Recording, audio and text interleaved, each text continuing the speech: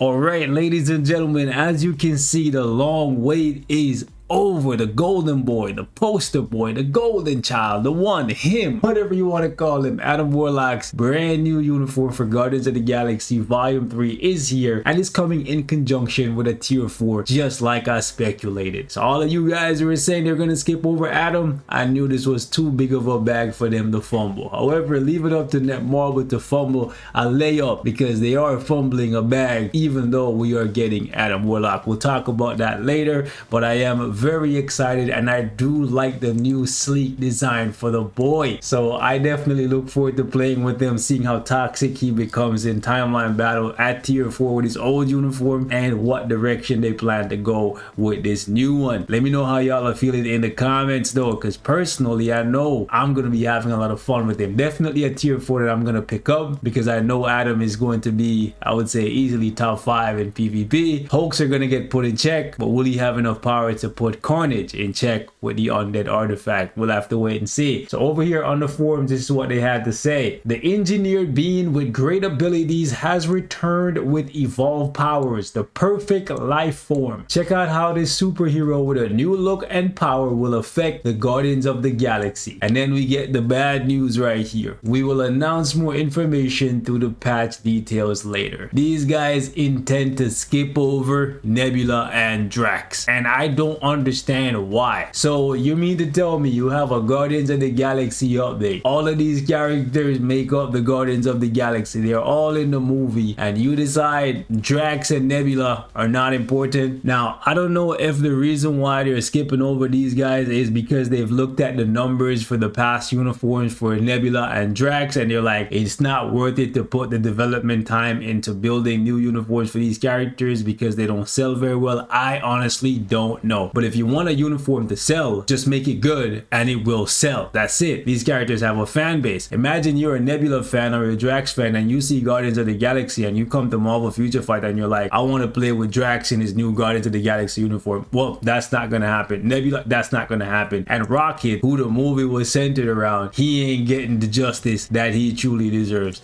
Honestly, I do not understand what these developers are thinking at this point. I made a video talking about them fumbling the bag and telling you guys that realistically, where we are right now in the game, it seems like the only thing they care about being creative with is just new packages and new ways to monetize the game. That's realistically it. Now let me play devil's advocate here for a second. This uniform for Drax was released, I believe, late January 2022. So maybe they're like, listen, we gave this guy a uniform last year, barely anyone bought it. I don't want to put more dev time into building another uniform that's just gonna flop. Who knows? Because this uniform is really good for Alliance Conquest, has a good leadership, tier 2 passive on it is pretty good. But by that same notion, if they're deciding not to give Drax a uniform this year because they gave him one last year, well, Gamora got her Requiem uniform last year and she got a new uniform. So I truly don't understand how they can decide to not give Drax a uniform when Gamora's uniform was released, I believe, a couple months after Drax's, and she got a new uniform. Furthermore, when it comes to Nebula, her latest uniform is from 2019. That is 4 years ago. You mean to tell me that a character with a 4-year-old uniform that you literally just gave an awakened skill to this month does not deserve a new uniform? So why would most players transcend this character? Because even as a will, I don't think I can accomplish much with Nebula being transcended outside of just using her to fill a spot in story mode or Shadowland. But at this point, I truly think they have maybe like 3 or 4 people working on the game, and they're just trying to maximize revenue while doing as little as possible. Anyways, let's talk about Adam Warlock. Adam Warlock has a lot of good things going for him.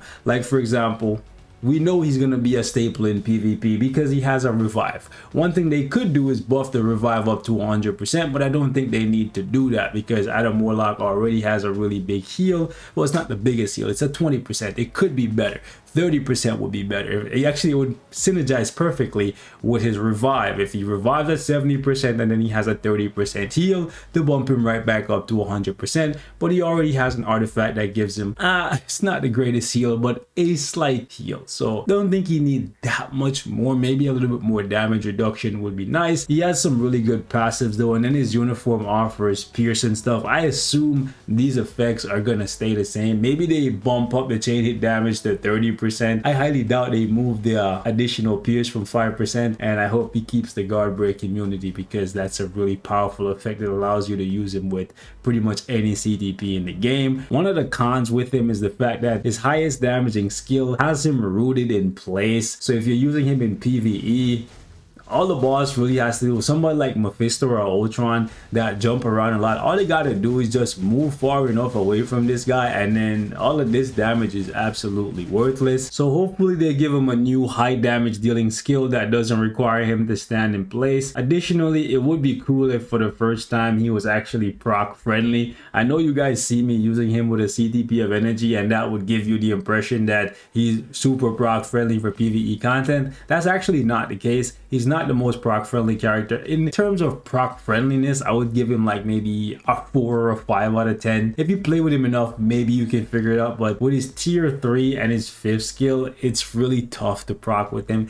The only skill that you can insta cancel is actually his 4, if I remember correctly, but the primary reason why most people use him with a CTP of energy is just for the extra chain hit damage, so he can just one hit people in PvP. But even though he hits really hard for PvP, for PvE, that power actually doesn't translate, so it's actually quite interesting. Another thing is, if they made him a PvE character, I'm failing to see where he's gonna offer you value, because even though there is one stage in World Boss Legend that requires Adam Warlock because he has the magic tag and he's gonna be the first tier 4 that has it, most people are not at stage 85 against Gore. Like realistically, I think most people probably play stage 1 Gore, and then you have the people like me that push up into the 60s, maybe into the 70s, but most people are not up here at 85. So most people will probably only tier 4 Adam Warlock for his PvP viability. And since at this point we have so many blast tier 4s, realistically they have to make Adam good enough to keep Jean Grey in check. That might make him sell really well. If he's top 3, it's Jean Grey, Thanos, and Adam Warlock, then maybe we have some discussions to have. Keep in mind, if you don't currently own Adam Warlock, he's gonna be on sale in the shop for about 4,400 crystal, I believe. Maybe a little bit more, because Black Friday is usually the cheapest they will give him to you for. So they'll probably put him on sale for like maybe 30% off, instead of, I believe for Black Friday they usually do 40% off. And then you also need another like 1,500 crystals for his uniform. I believe his uniform costs the same as Jean Grey and Thanos, so get ready for that.